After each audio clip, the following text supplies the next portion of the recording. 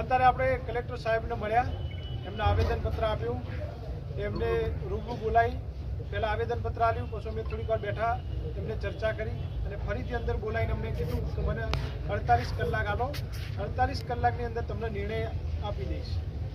એટલે આપણે 48 કલાક આપણે રાહ જોવાની છે અત્યારથી, અને 48 કલાક પછી જો નિર્ણય ના આવે તો આપણે થડી મઠે, જ્યાં સુધી નિર્ણય ના આવે ત્યાં સુધી આપણે થડી મઠ છોડવાનો પણ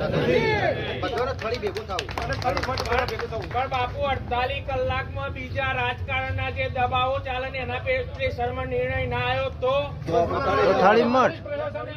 બાપુ લટકવાની વાત છે. બાપુ લટકવાની વાત છે. બાપુ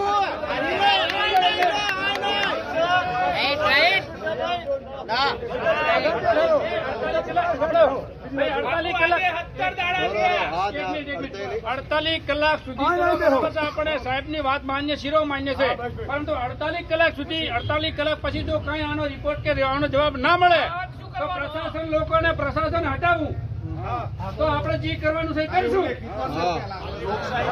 લોકશાહી ચાલે છે, લોકશાહી ચાલે છે, બોલશે તો ચાલશે. બાપાની વાત શિરો માન્ય છે. બોલે કેવળ મહારાજ કી